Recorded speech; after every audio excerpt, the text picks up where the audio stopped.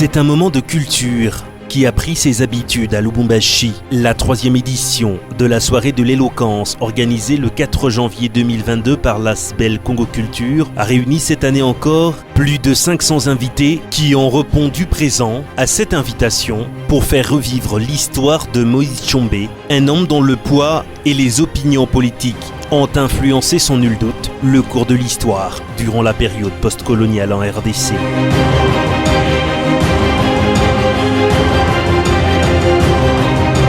En présence de la commissaire provinciale de la culture et des arts, le président de l'Asbel Congo Culture, maître Jacques Mukonga, a circonscrit le contexte de cette activité hautement culturelle et motivé le choix porté sur la personne de Moïse Tshombe dans ce procès face au tribunal de l'histoire.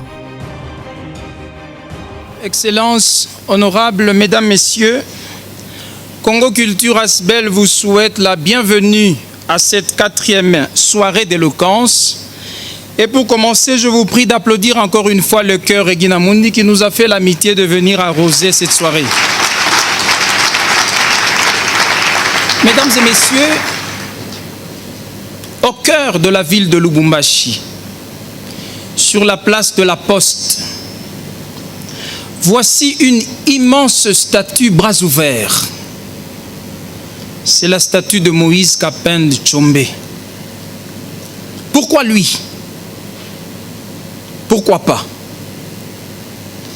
Il avait fait sécession et proclamé sa chère République du Katanga qui vécut de 60 à 63. Premier ministre, il avait pacifié le Congo, alors déchiré par la rébellion mouléliste, et signé une constitution qui consacra le fédéralisme. Mais Lumumba fut assassiné sur ses terres, et même sous ses yeux. Aussi, après être passé durant longtemps pour une persona non grata de l'histoire du Congo, le 29 juin 2010, Dieu seul sait pourquoi, Tshombe verra ériger pour lui un monument sur la place la plus importante de la ville de Lubumbashi. Une grande victoire pour sa mémoire. Mais une victoire qui a conservé tout de même un arrière-goût d'inachevé. Parce que, voyez-vous, indifférents, les Louchois ont continué à nommer cette place la place de la Poste. Tout simplement. Et non pas la grande place Moïse Tshombe, comme l'eussent probablement souhaité ceux qui ont eu le bon goût de lui dédier ce grand lieu. Mais on ne tue pas aussi facilement une jeunesse. Comme vous l'allez voir tout à l'heure, malgré tout, il monte une jeunesse déterminée à ne pas se laisser voler son avenir.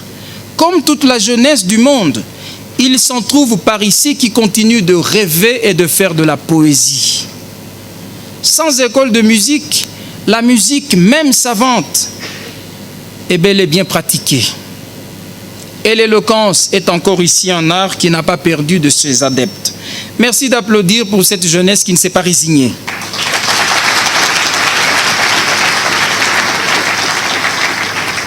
Un ton qui plante le décor de l'éloquence et qui laisse place à une dialectique sous forme d'un procès, invitant l'assistance tout entière à un voyage dans l'histoire de Moïse Tshombe à travers la beauté des mots et les subtilités du langage. La Cour passe la parole au juge rapporteur pour la présentation du prévenu. Merci, Monsieur le Président, de la parole que vous daignez m'accorder. Moïse Kapende Tshombe est né le 10 novembre 1919 à Musumba. Fils de Joseph Kapende Tshombe, il est l'aîné d'une fratrie de 11 enfants et descendant direct de Mointiave. Sur le plan éducationnel, il nous revient que Tshombe a fait des études supérieures et ce par correspondance.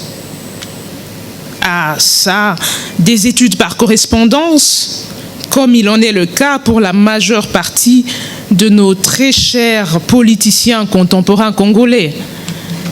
Et Dieu seul sait comment Tshombe y est parvenu, D'autant qu'à l'époque, il n'y avait pas encore Internet dans la colonie belge. Lors des premières élections générales tenues en mai 1960, il remporta avec son parti la majorité absolue de la nouvelle Assemblée provinciale. Et peu après la proclamation de l'indépendance, survenue le 30 juin, une violence inouïe s'installa à Léopoldville et finit par atteindre le Katanga le 9 juillet. Tshombe se saisit donc de cette occasion pour déclarer le 11 juillet l'indépendance du Katanga.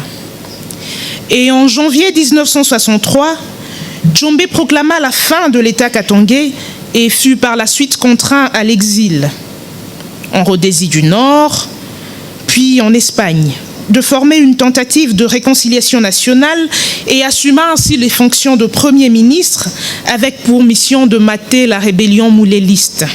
Voilà donc, Monsieur le Président, la succincte présentation du ci-devant prévenu.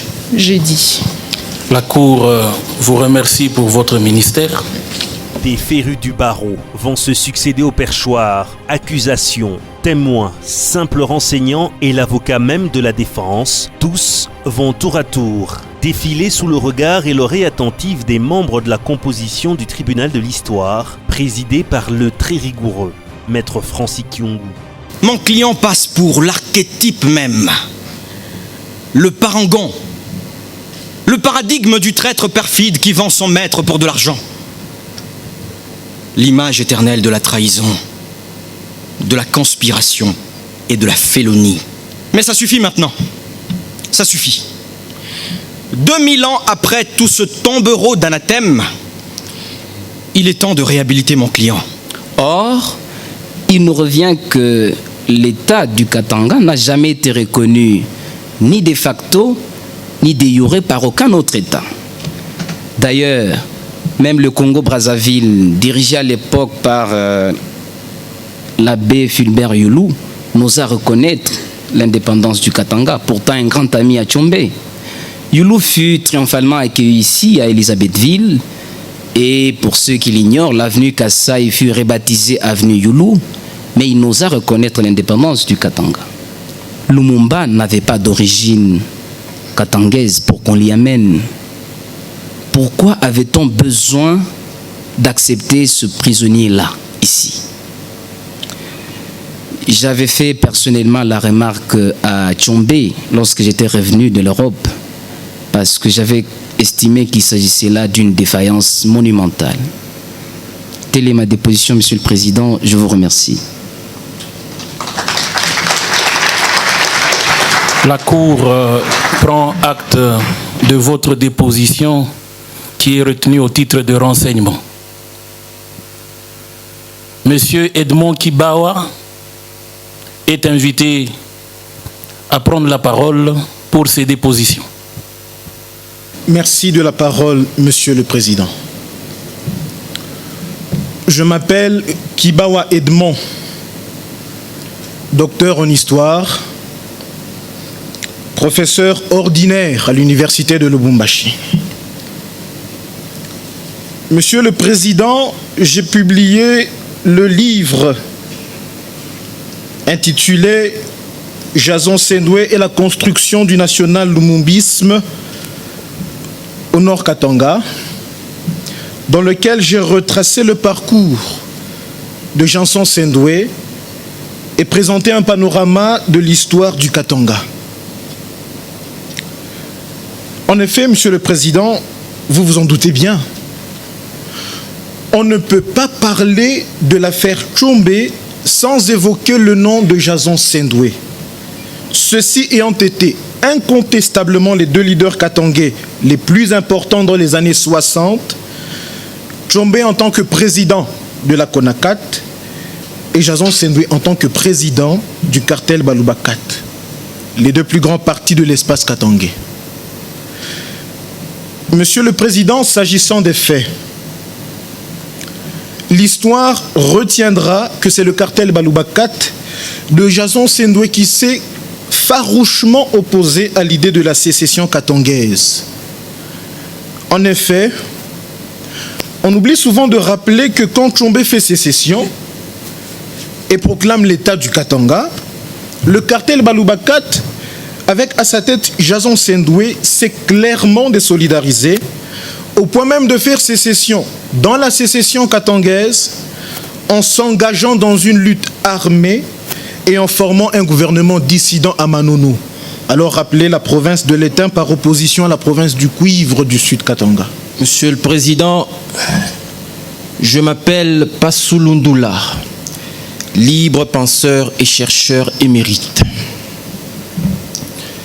Monsieur le Président, on a élevé au centre-ville de Lubumbashi un monument de Tchombé le 29 juin 2010 à l'occasion du 50e anniversaire de l'indépendance du Congo et du 30e anniversaire de son décès. Révolté, j'ai écrit un livre intitulé « Tchombé, la honte de l'Afrique ». Oui, c'est vraiment affligeant. Le Congo est ainsi le seul pays au monde où l'on érige des monuments pour des traîtres. Cette bêtise nous fait passer, nous Congolais, aux yeux du monde pour des dadais. En vérité, il ne m'était jamais venu à l'esprit de consacrer un ouvrage à Moïse Kapende Tchombé. Je me disais que lui consacrer un ouvrage à une vile caricature de son espèce serait lui faire un grand honneur qu'il ne mérite pas. Néanmoins, j'ai noté que pour des myriades de Congolais qui avaient une fausse image de Tchombé, suite à des bobards que certains funambules ont brodés autour de sa personne, qu'ils ont nimbé à coups de blablabla, mon livre a été une révélation. La simple évocation du nom de Tchombé me révulse toujours de dégoût. Et la vue... Monsieur Passou, vous déposez devant la cour de l'histoire. Prière de nous épargner des considérations d'ordre personnel. Vous devez éclairer la cour et utiliser un langage courtois. D'accord, Monsieur le Président. Souffrez encore un peu. Monsieur Passou. Je suis Jean-Raymond Mouimamaïla, écrivain, auteur de plusieurs livres de genre, tous essentiellement focalisés sur l'histoire de cette partie de la RDC qu'on appelle le Katanga. Le 17 janvier 1961, Tchombé, qui se trouve dans la salle des cinémas où l'on projette les films Liberté, reçoit un coup de fil. Au bout du fil, le président Kasavubu. « Allô mon cher Tchombé, je t'envoie 3 paquets. Il faut les accepter. » 3 paquets? Quel paquet? Tu verras, ils sont dans l'avion, ils arrivent. On découvrira plus tard qu'il s'agissait de Lumumba, Polo et Okito. Arrêtez donc de propager des clabaudages. Mobutu fait un coup d'État, son premier, et forme un gouvernement de collèges de commissaires généraux. Il décide, sans les Katanga déjà indépendants à l'époque, que Lumumba soit arrêté et gardé à Kitona. Puis il décide de les tuer ailleurs qu'à Kinshasa. Les lieux choisis et connus de tous, Bakwanga, Mbujimayi et pas le Katanga. Mais voilà qu'en cours de route, le groupe de Binza, les commanditaires apparents, dont ni Munongo ni Tchombé ne font partie, craignent que l'opération ne puisse réussir, du fait que les Onusiens ghanéens pouvaient s'interposer et empêcher la sale affaire à Bakwanga. C'est alors qu'on pense au Katanga, qui n'est ni de près ni de loin associé au coup. Et à la cour aussi une prévention. Je ne vais pas enlever ma robe pour lui faire la cour. Il m'est cependant désagréable de prononcer mon réquisitoire devant cette cour de l'histoire parce que je la déteste. Voici son lot. Procès Mobutu, procès Lumumba, procès Léopold II et aujourd'hui procès Tchombé. Que de mal-aimés de la société. Choisirez-vous de couper un homme en deux? Du pur Badinter, le célèbre Robert dans le monde de la peine capitale. Mais oui, s'agissant de Tchombé, je le couperai en deux, bien sûr. Je le ferai, Monsieur le Président, sans atermoiement. Je vous prie de considérer mon réquisitoire comme l'introduction à votre acte de condamnation que vous allez prendre tout de suite après le petit mot de la défense. Bon pour la rubrique de chiens écrasés dans le journal du dimanche. Sur ces entrefaites, ite missa est. Une prise en délibéré n'est pas nécessaire.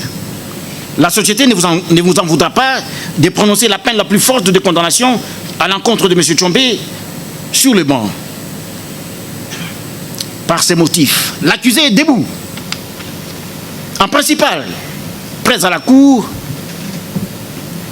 de vérifier si réellement il est mort, à défaut de confirmer son décès, de le condamner de nouveau à mort pour sa traîtrise.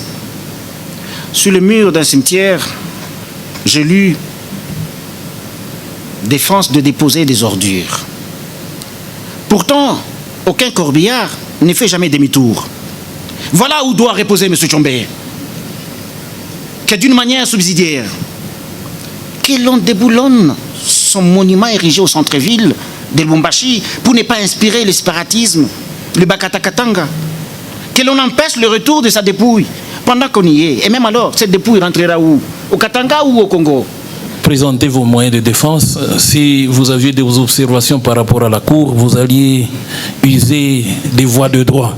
Donc, l'appréciation que vous avez du président n'engage que vous-même. Mais, alors, répliquez à l'acte d'accusation. Mais, Monsieur le Président, j'en étais qu'au préliminaire. Je n'ai même pas encore bandé, oui, je dis bandé, les plaies infligées à mon client par ce passou, assisté par l'organe de la loi. Je n'en suis qu'au préliminaire et vous m'interrompez. On n'interrompt pas un plaideur, Monsieur le Président. Voyez-vous, tenez-vous bien, Monsieur le Président.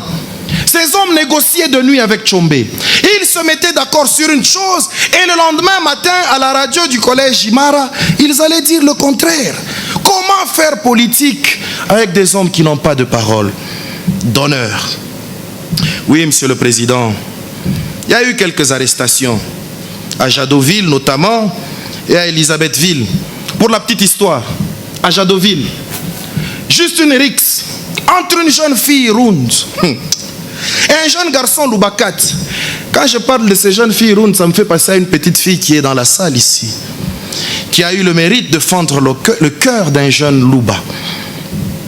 Ces jeunes gens ont une rixe, ils se bagarrent un peu, les autres récupèrent et voilà, on dit que Tchombe a tué de sang-froid les Baloubakat. Monsieur le Président,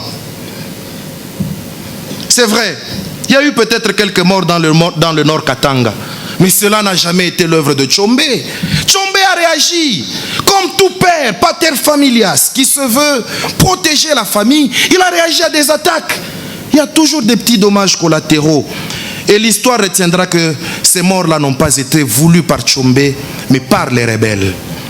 Des prises de position tirées des ouvrages qui dépeignent dans un langage propre aux intervenants les responsabilités face à l'histoire de l'ancien Premier ministre de la RDC et président élu du Katanga indépendant à l'époque. Le verdict a encore une fois désigné le véritable coupable, qui ici, comme dans le reste des procès organisés par Congo Culture, reste la jeunesse congolaise, invitée à la lecture des ouvrages pour améliorer sa connaissance de l'histoire et le maniement de la langue sous toutes ses formes. La sentence dont la teneur suit à ces causes. La Cour de l'histoire, statuant publiquement et contradictoirement à l'égard de l'accusé Moïse Kapend Tchombe, vu le code de l'histoire du Congo tel que modifié et complété à ce jour, l'accusation entendue en ses griefs, la défense entendue en ses moyens de défense, condamne la jeunesse à lire les livres et à connaître l'histoire de son pays. Frais à charge du Trésor, ainsi arrêté par la Cour de l'histoire à son audience du 4 janvier 2022, à laquelle a siégé la présente composition. Plus rien n'étant au rôle, l'audience est levée. Je vous remercie.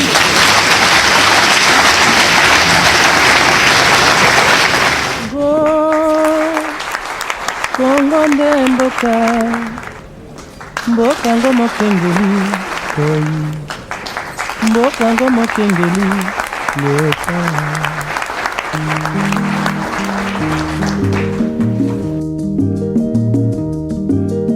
Mikolo tosekanaki na mosolo ya mboka Kongo ekoki tofungwani misolelo tomoni bozoba nyonso tosali mpo ya kobongisa